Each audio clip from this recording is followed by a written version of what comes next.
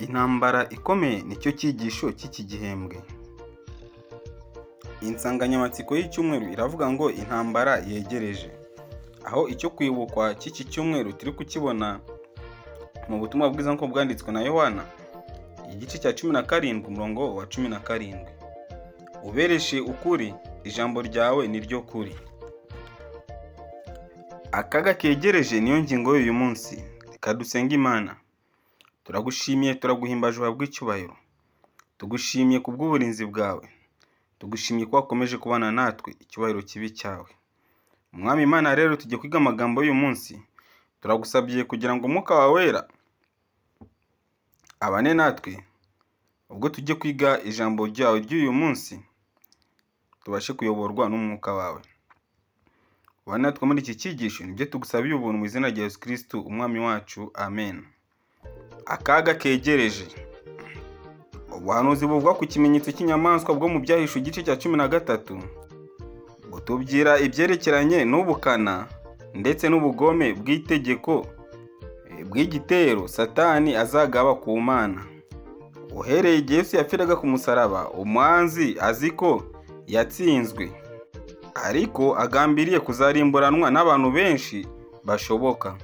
Bene data, ku musaraba Satani azi ko yatsinzwe, ariko intego afite nuko agambiriye kugira ngo azarimbukane n'abantu benshi bashoboka.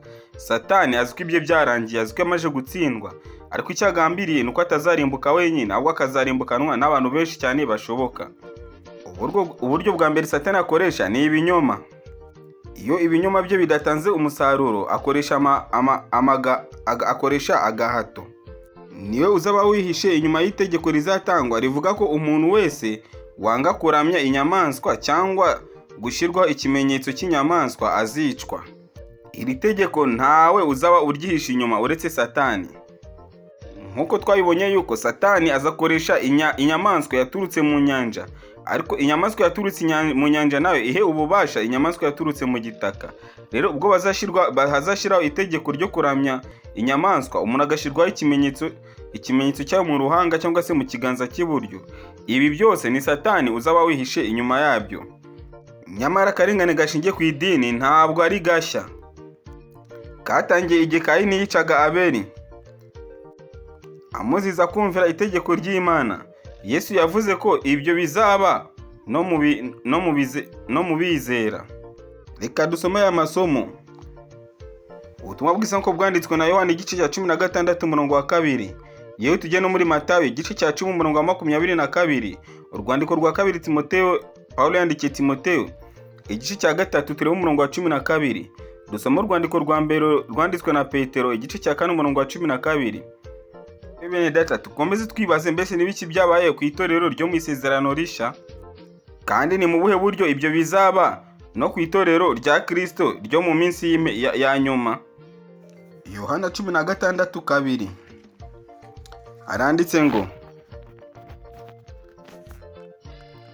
bazabaca mu masinagogi, kandi igihe kigiye kuza, uzabica wese azibwira ko akoreye Imana umurimo.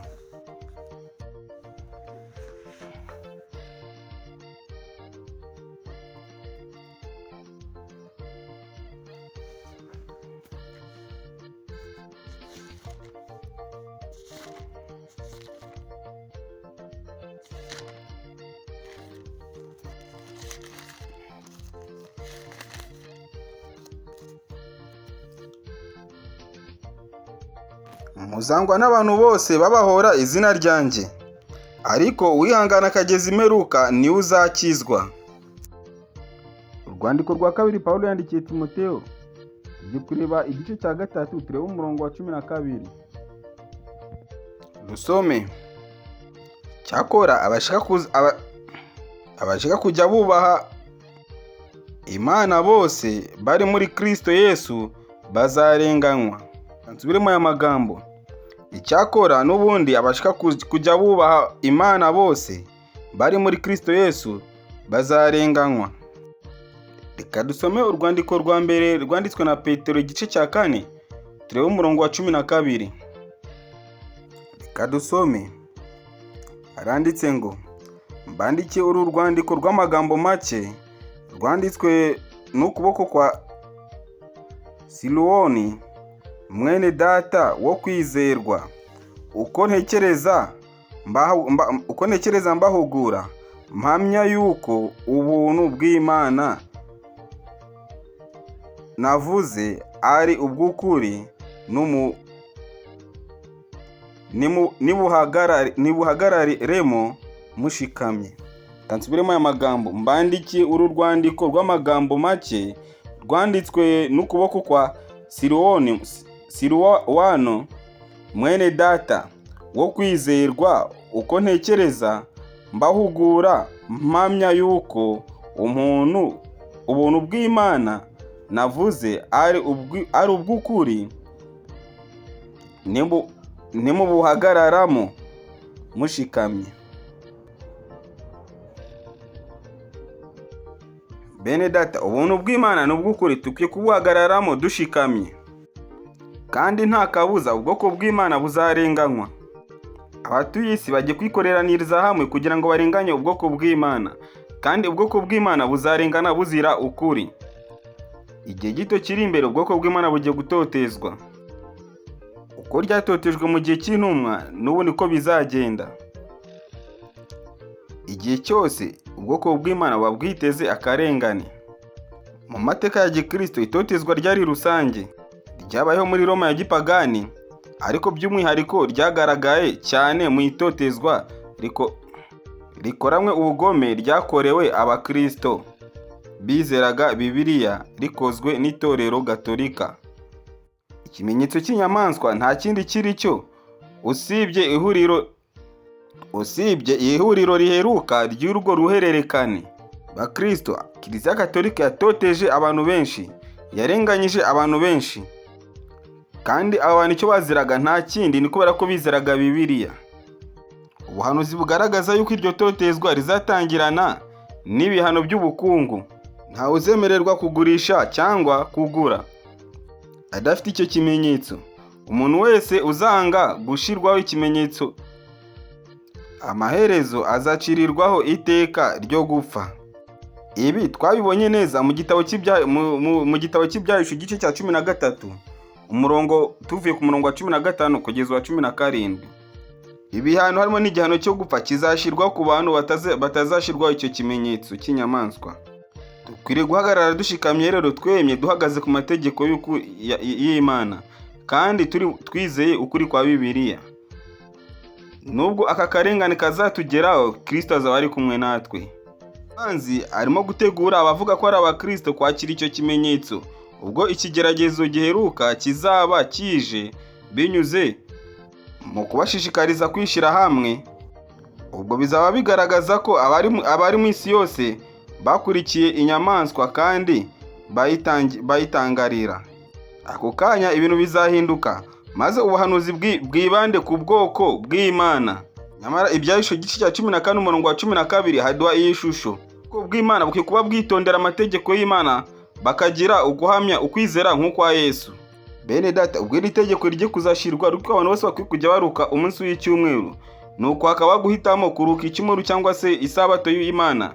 Ubwoko bw'Imana bufite ukwizera nk'ukwa Yesu nibwo kandi bwitondera amategeko y'Imana, nibwo buzabasha kunesha. Nubwo buzarenganywa, ariko Kristo azaba ari ku ruhande rwacu. Ubwoko bw'Imana bubaho imibereho yumvira Imana. Kubw'ubuntu bwayo bahagarara bashikamye mu gihe abari ahazengurutse bose badashobora badagadwa. Mu gihe abatuye isi bazaba bakurikiye inyamaswa, ubwoko bw'Imana bukurikiye Umwana w'Intama aho ajya hose. Kubw'imbaraga za Kristo batsinda imbaraga z'ikuzimu zibarwanya. Bene data, nk'uko twabibonye mu cyigisho cya 9, izingiro riri hagati y'intambara y'ikiza n'ikibi ishingiye ku kuramya. Inyamaswa ikoresha ikinyoma kigatanga umusaruro, ndetse igakoresha imbaraga n'agahato. Bene data, tukwiye guhagarara dushikamye, tukwiye guhagarara ku kwizera kwacu. Dukwiriye kumenya yuko hari ibintu byinshi bitubuza kubahiriza isabato y'ukuri yo muri Bibiliya. Kandi muri ibi byinshi harimo n'ubutunzi. Kandi twizere yuko mu kintu gikomeye cyane kigaragara ubwoko bw'Imana buzafatirwaho harimo n'ubutunzi. Kuko hari abatubye yuko umuntu atazemererwa gutunda cyangwa se kugura cyangwa kugurisha keretse afite ikimenyetso cy'inyamaswa. Tukwiye guhagarara dushikamye rero twishingikirije ku Mana. Imana gusa niyo yonyine izabasha kuturengera muri iki gihe cy'amakuba. Ibyo ku isi byose nubwo twabibura dufite Kristo, mu by'ukuri tuzaba dufite amahoro. Rero ubwami bw'ijuru buteganyirije abubaha Imana bose. Kandi icyo ngusaba nisabira ni uko wakomeza ugashikama ku masezerano y'Uwiteka. Icyo nicyo ngusabiye nanjye nisabira muri aka kanya. Dusenge Imana. Turagushimiye Uwiteka Mana ishobora byose. Tugushimiye ubuntu bwawe utahwema kutugirira. Dore tugeze mu kaga kegereje gakomeye kajye kuzatuma abantu bagaragaza ukwizera kwabo. Impande ebyiri zigiye kugaragara, abaramya Imana by'ukuri n'abayiramya bya nicya n'ikize. Ubu rero turagusabye kugira ngo uduhe imbaraga zo kugira ngo tuzabashe kukuramya by'ukuri. Ubane natwe muri aka kanya, nibyo dusabiye ubuntu mu izina rya Yesu Kristo umwami wacu. Amen.